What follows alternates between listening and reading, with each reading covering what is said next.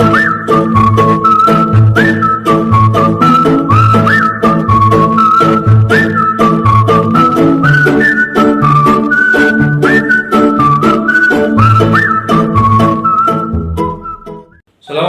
warahmatullahi wabarakatuh. Alhamdulillahirabbil alamin. Berjumpa lagi bersama Bapak. Baik anak-anakku sekalian, apa kabar semuanya? Tentunya kalian semua dalam keadaan sehat. Ya, mari ya kita baca doa terlebih dahulu sebelum memulai pembelajaran matematika. Nah, maka ya kita berdoa dulu yuk sebelum kita memulai pembelajaran kita kali ini. Bismillahirrahmanirrahim. Rabbi zidni ilma warzuqni fahma. Rabbi shrah li sadri wa yassir li amri wahlul 'uqdatam min lisani yafqahu qawli. Amin ya rabbal alamin. Ya, anak-anak semua sekalian, tentunya kalian sudah tidak sabar ya dalam menyaksikan video penjelasan yang akan Bapak berikan berikut ini. Nah, mari ya kita saksikan dengan seksama. Kalian siapkan alat tulis kalian untuk mendengarkan dan juga mencatat mungkin apabila ada yang perlu kalian catat. Anda semua, kali ini kita akan membicarakan materi mengenai bagaimana menentukan posisi titik koordinat. Nah, dalam materi kali ini kita akan membahas 3 hal ya. Yang pertama adalah materi, lalu evaluasi dengan contoh-contoh dan juga penyelesaiannya. Nah, pada pembahasan kali ini Anda semua perhatikan di sini ada sebuah diagram ya, kurva atau garis ya, kotak-kotak yang Bapak sudah buat sumbu X dan sumbu Y-nya. Perhatikan oleh Anda semua sekalian. Nah, siapa ini? Tentunya kalian kenal ya. Ini adalah George. Nah, jika dilihat George ada di titik berapa? Iya, ternyata George berada di titik min 6,2. Bagaimana bisa kita tentukan George berada di titik min 6,2? George berada di titik min 6,2 karena posisi George berada pada kuadran 2 ya. Pernah Bapak jelaskan bahwa yang namanya kuadran itu adalah ada di bagian kanan atas, ada di bagian kiri atas, ada di bagian kiri bawah, dan juga ada di bagian kanan bawah. Kuadran 1 ya itu berada di sini ya, dan kuadran 2 ada di sini, lalu kuadran 3 ya ada di bawahnya, dan kuadran 4 ada di sampingnya. Iya. Nah, ini semua berarti George berada di poin 6 ya, min 6,2 ya. Seperti itu di titiknya jika kita perhatikan. Ya, di dalam menentukan sebuah koordinat maka Anda harus memperhatikan ya, ada yang harus kalian perhatikan yaitu sebuah garis sumbu. Nah, garis sumbu yang vertikal seperti ini disebut dengan sumbu Y.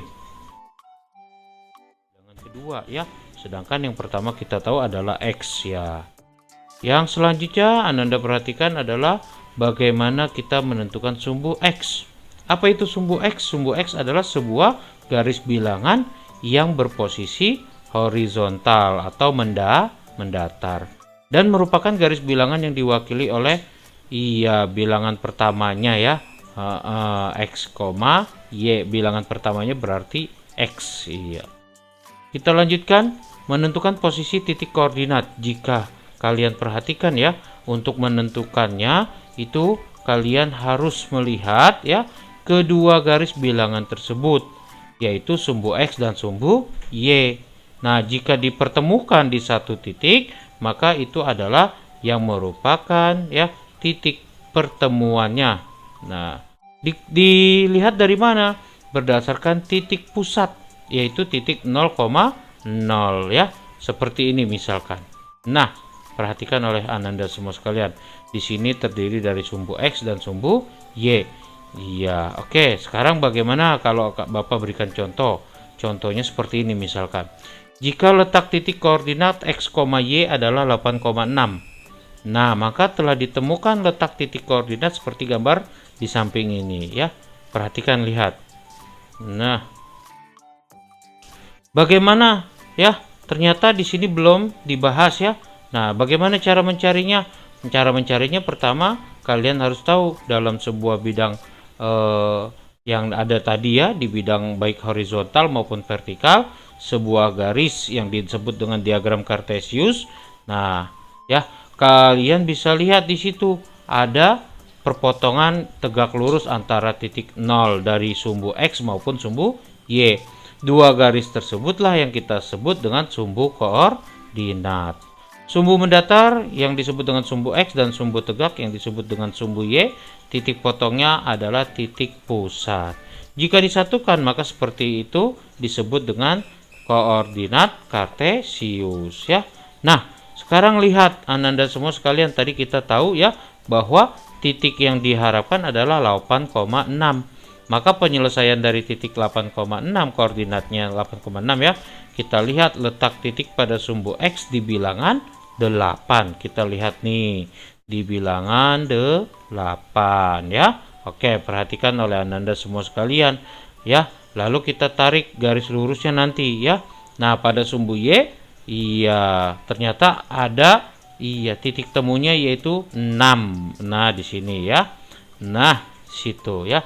Nah, ketika kalian buat seperti itu maka kita harus menarik antara garis sumbu X dengan sumbu Y. Ya, sudah Bapak buat nih ya tarikannya. Kita tarik, ternyata bertemulah di satu titik. Ya, di satu titik. Nah, jadi itulah yang disebut dengan titik koordinat X, Y yaitu 8,6. Mudah bukan Ananda semua sekalian di dalam menentukan posisi titik koordinat? Ini contoh soal yang berkaitan dengan bidang koordinat. Bagaimana bangun datar ya yang terbentuk dari 4 buah titik dengan letak titik koordinat sebagai berikut, di mana A itu adalah min 6, min 2, B 3, min 2 letak titiknya ya, dan C 5,3, lalu D 4, min 4,3. Nah, pada penjelasan kali ini kalian harus perhatikan ya, bangun apa yang akan dihasilkan jika dengan titik-titik yang diketahui tersebut. Nah, menurut dari penjelasan yang tadi dilihat dari soal ya, bahwa titik yang pertama adalah kita tahu min 6, min 2, maka hasil titik tersebut adalah seperti ini, yaitu min 6, min 2. Lalu yang selanjutnya adalah titik B, yaitu koordinat 3, min 2, maka didapatlah seperti ini, 3, min 2 berada di kuadran 4. Lalu yang C didapatlah 5,3 ternyata berada di kuadran 1, benar sekali ya. Lalu yang D, bagaimana yang D? Yang D ternyata dia adalah min 4,3 ada di kuadran 2, benar sekali Ananda sekalian. Maka ya dari hasil yang didapat tadi ya, kalau kita perhatikan maka didapatlah letak titik A, B, C, D menjadi seperti ini ya. Di mana? Nah, gambar bangun apakah ini jika kita hubungkan satu persatu antara titik A, B, C, dan D? Jika dihubungkan, maka bangun tersebut menjadi bangun jajar genjang ya. Dari mana kita perhatikan? Lihat di sini ya. Jika Ananda perhatikan, maka inilah yang disebut dengan bangun jajar genjang setelah dihubungkan ya. Nah, itu bisa semua ya Ananda sekalian semuanya.